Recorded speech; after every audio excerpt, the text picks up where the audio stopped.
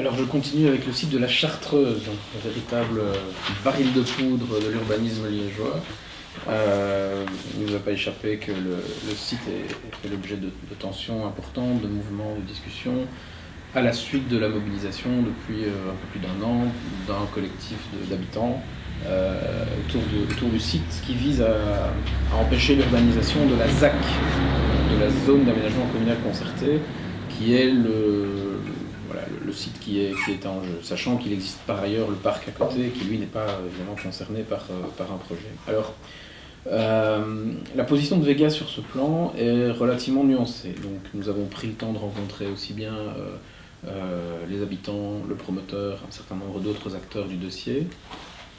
Et il nous semble aujourd'hui que les positions en présence sont de toute évidence fort éloignées, difficilement conciliables, en tout cas à court terme, mais l'une et l'autre peu réalistes. Donc nous pensons d'une part que la position de ceux qui veulent urbaniser sur le plan prévu n'est pas tenable. Il y a des problèmes de mobilité, notamment réellement sérieux, qui se posent autour du site, et on ne peut pas accepter de voir le site urbanisé tel qu'il a été conçu, même si effectivement des documents de planification, le RUE en particulier, ont été édictés. Donc nous sommes convaincus qu'il faut remettre le dossier à plat sur la table. Cependant, nous ne sommes pas non plus convaincus que, comme les riverains, ou certains riverains en tout cas le réclament, il soit réaliste d'exproprier l'ensemble du site pour ne rien y faire. Pour laisser le fort devenir une ruine romantique et pour laisser les terrains dans l'état où ils sont. Le coût est tout simplement inaccessible. On ne peut pas imaginer que la ville de Liège aujourd'hui consacre de l'ordre de 15 millions d'euros, parce que c'est sans doute ce que ça coûterait, sans compter les travaux par ailleurs de rénovation, de sécurisation des remparts, du fort, etc. Consacre cette somme sans y faire quelque chose. Et donc, après avoir longuement discuté, réfléchi, nous faisons ici une proposition qui vise à identifier un consensus possible entre les différents acteurs du site. Je vous détaille ici les points qui constituent cette proposition. La première chose, c'est l'expropriation du fort et des terrains qui appartiennent à Immo Chartreuse. Donc vous savez, Immo Chartreuse est ce promoteur, filiale d'une société italienne autour de laquelle un certain nombre de doutes ont été émis, promoteur qui en tout cas est complètement déficient aujourd'hui, n'entretient pas son bien, ne le sécurise pas, n'y prévoit rien. Et donc le fort aujourd'hui menace ruine, et nous pensons qu'il est du devoir des pouvoirs publics, et d'ailleurs le règlement communal sur les bâtisses autorise le bourgmestre à prendre de telles dispositions. Il est du devoir de la ville, dis-je, de prendre les devants et de faire réaliser les travaux d'urgence de sécurisation, de mise hors eau du bâtiment aux frais du propriétaire. Si le propriétaire reste déficient, ce vers quoi on se dirige est alors une expropriation, et cette expropriation nous paraît souhaitable parce que le fort est pour nous l'élément clé du dossier, l'élément autour duquel doit se construire une réflexion sur le site. Et aujourd'hui, ce fort reste un point d'interrogation. Alors le fort a été destiné dans le RUE à du logement.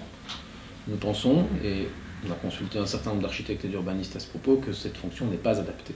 Le bâtiment n'est pas adapté à du logement, c'est un bâtiment qui, pour toutes sortes de raisons morphologiques, ne convient pas pour cette fonction. Par contre, nous constatons qu'il y a un fort déficit d'emploi dans le quartier, un fort déficit d'emploi de façon générale sur les hauteurs de la rive droite, avec un déséquilibre territorial qui se traduit notamment par une migration quotidienne de toute une série d'habitants du sud et de l'est de l'agglomération vers les pôles d'emploi situés au nord et à l'ouest. Et donc nous voulons rééquilibrer cette situation, et par conséquent il nous semble que le fort de la Chartreuse constitue une opportunité intéressante de créer un pôle d'entreprise, de créer un ensemble dédié à l'activité économique, idéalement sous l'égide d'un opérateur public comme l'ASPI. Cet espace dédié à l'activité économique aurait un certain nombre d'avantages par rapport à l'option logement. Le premier, c'est que les flux de mobilité ne sont pas les mêmes. Donc là où on a des gens qui quittent les hauteurs pour aller vers la ville quand on construit du logement, ici on aura plutôt le mouvement inverse.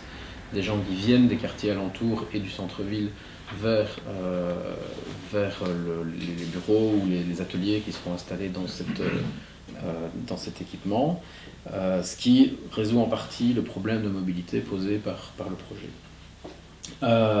Deuxième élément clé, nous voulons réactiver le principe du switch qui avait été longuement évoqué, qui était d'ailleurs prévu dans le RUE, switch qui prévoit d'échanger une zone verte contre une zone rouge.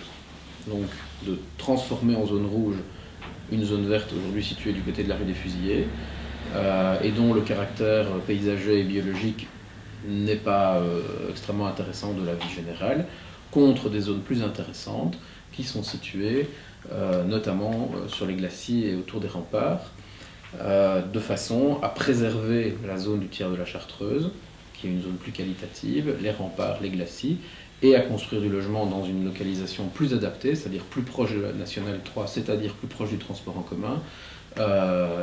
Et nous pensons que le second promoteur, à savoir Matexi, pourrait s'y retrouver dans ce schéma en construisant un ensemble de logements à cet endroit, dans une typologie urbaine, mais adaptée à un quartier d'habitat.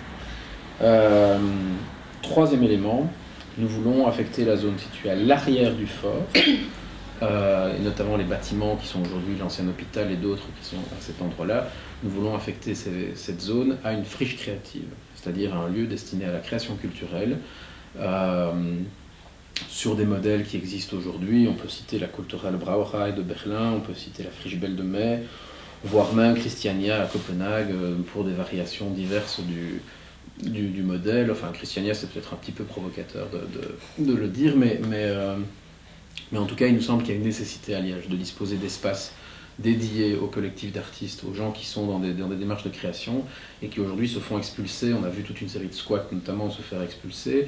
Et donc, nous plaidons pour une semi-institutionnalisation de ces activités dans des formes précaires, dans des formes de bail adaptées au caractère mouvant de cette activité, en permettant à des collectifs d'artistes, en permettant à toute une série de gens qui ont besoin d'espace pour travailler, de trouver là un espace qui sera, à notre avis, assez adapté, puisqu'il se situe entre le fort et les remparts, dans une zone relativement éloignée des premiers habitants, notamment.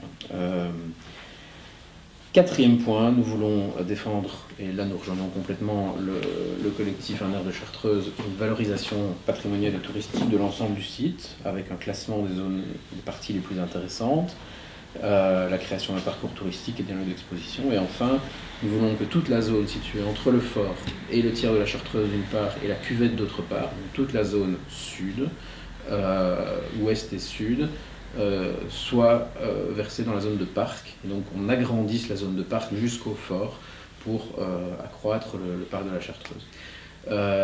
Cette proposition ne satisfera personne, mais nous pensons qu'elle est un compromis possible. Nous le mettons sur la table en disant il faut sortir par le haut de ce dossier. Si la ligne, comme ce qui se dessine aujourd'hui, c'est très simple. Le collège a fait marche arrière, a temporisé, mais il n'a en rien revu sa réflexion. Il n'a pas reposé le dossier sur la table, il n'a pas reconsidéré les choses. Et donc ce qui va se passer, c'est simplement qu'une fois les élections passées, si une majorité traditionnelle se met en place, le dossier reviendra sur la table. Les riverains qui n'auront plus le rapport de force que leur donnait la période préélectorale seront écrabouillés à brève échéance et le projet sera réalisé d'une façon peu satisfaisante et, à notre avis, nuisible au quartier. Si à l'inverse le projet devait juste être bloqué, nous pensons que la situation ne serait pas forcément beaucoup plus satisfaisante, notamment parce que nous avons besoin de logements, nous avons besoin d'espace pour créer des emplois, et le fort, je le rappelle, est aujourd'hui à deux doigts de la ruine. Et donc si nous ne prenons pas des mesures rapides pour sauver ce fort, il deviendra un tas de briques dans les 5 ans qui viennent.